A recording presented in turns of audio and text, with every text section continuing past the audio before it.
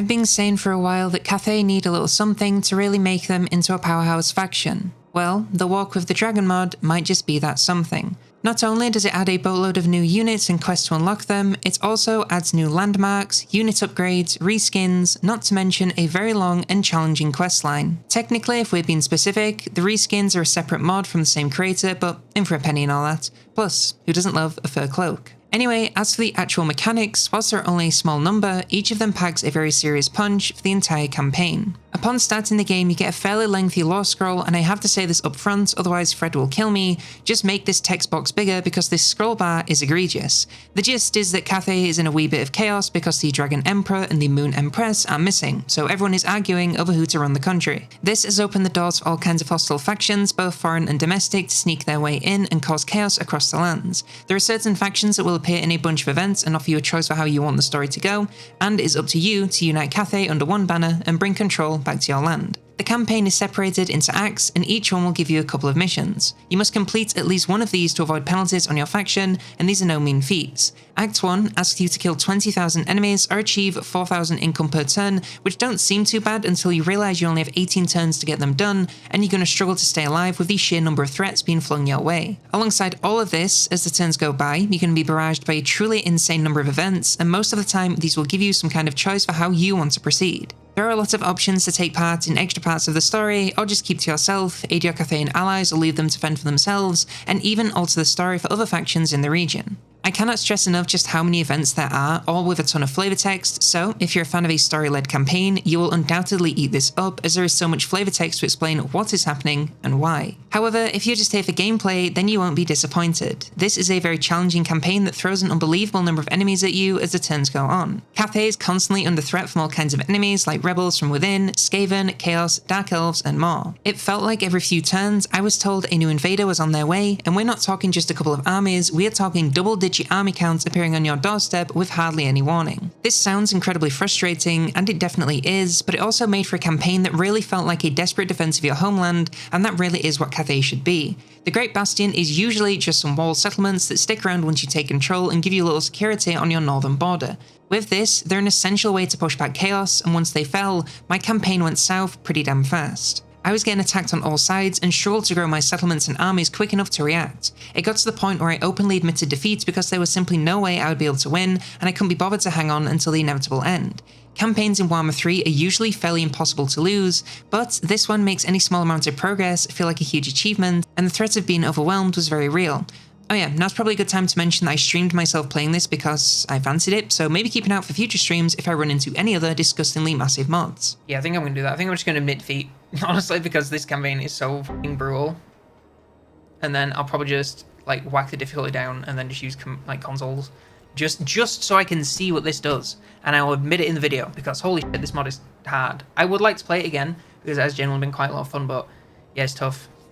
It's tough. I'm no ultimate epic Warhammer 3 gamer, but this mod is very tough and offers a real challenge, especially compared to anything you can find in vanilla. One final thing to note is that the final attack will begin when it's 58 turns into the game. This means you're not signing up for an endless infinite turn campaign, which personally I find to be a good thing. Our next mechanic is the Celestial Empire, and this is very similar to the Imperial Authority from the Empire. Cathay is split up into 5 areas: Northern, Eastern, Western, Southern, and Central, and your goal is to have all of these under Cathay control, be that your own or allies. This is far easier said than done with the unbelievable amount of enemies the mod throws at you as the turns roll on. When these lands are not under Cathay control, you'll receive penalties to relations with Cathay, growth, and control, but bonuses to upkeep, post-battle loot, recruitment, and XP to give you some help taking them back. However, once everything is back under Cathay control, you gain bonuses to relations with Cathay, settlements and armies, and a slight increase to upkeep. It's a very simple mechanic, but one that is exceedingly brutal when so many people are invading Cathay from every direction at once.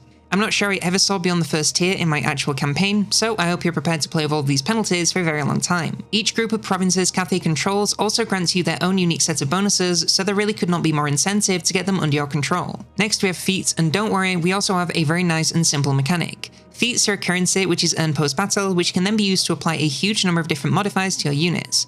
There are honestly more effects than I can list, and the exact options vary from unit to unit, but you're generally looking at making them better at what they're already good at in a variety of ways, all at the cost of increasing their upkeep. I for one like the trade-off of getting more powerful units but paying for it, but I can see this being pretty annoying for some people. Lastly, there are a truly massive number of new units added with this mod, so many that I've split them into their own video, but how you unlock them is relevant here. As the game goes on, you will get access to a truly crazy number of missions, and a lot of these will result in you receiving access to some new units, whether that be lords, heroes, or regular units. These mission chains usually require you to travel to certain locations on the map, providing a follow-up objective such as battling certain factions, killing certain amounts of units, and other more generic objectives. Upon completion, you'll either see the hero spawn on the map, or simply have access to the lord or units in settlements and recruitment.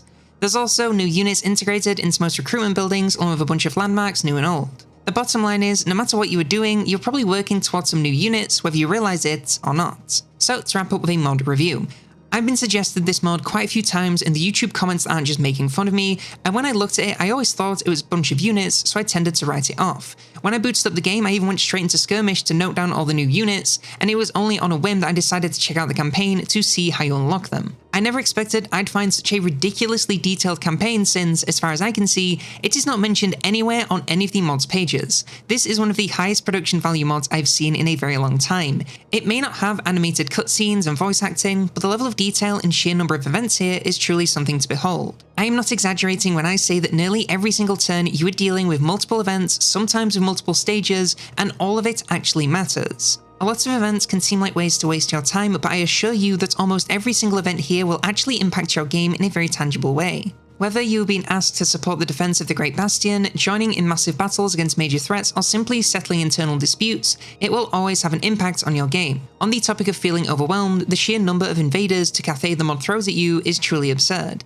When I abandoned my campaign, I had somewhere in the realm of 40 armies from various different enemies all coming to take a piece of my land. So Tamo-chan Uwu has 1, 2, 3, 4, 5, 6, 7, 8, 9, 10, 11, 12, 13, 14 armies. Village has 1, 2, 3, 4, 5, 6, 7, 8, 9 armies, I think. Deathmask Snitch has 1, 2, 3, 4, 5, 6, 7 armies, all stacked in the same spot, even if they're dog shit, there's 7 armies. Lokir has, he has like 4, that's not too bad. Dekala has 1, 2, 3, 4. I have soon to be 2 armies, because once I intern, guarantee this guy gets dumpstered by all of these people. There's just nothing I can do. My only recruitment province is here.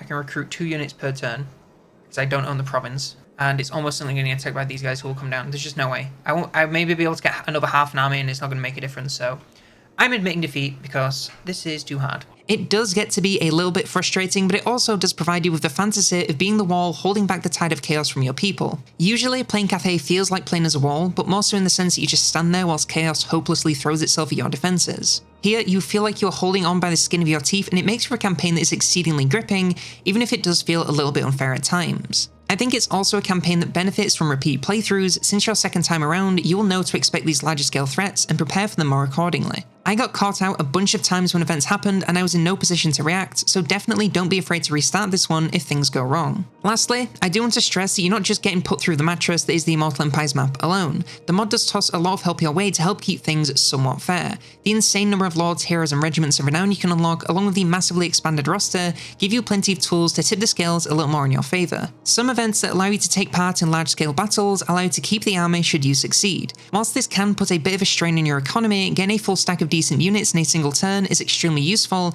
and is the only reason I survived as long as I did. It can certainly get overwhelming having so many quests active at the same time, but as usual, most of them boil down to things that you're going to do anyway, with the occasional request to go to a certain province, which you can assign to a generic hero. It's not just worth your time to scroll through all these quests and complete any that you can, it is borderline essential to your survival against otherwise overwhelming odds.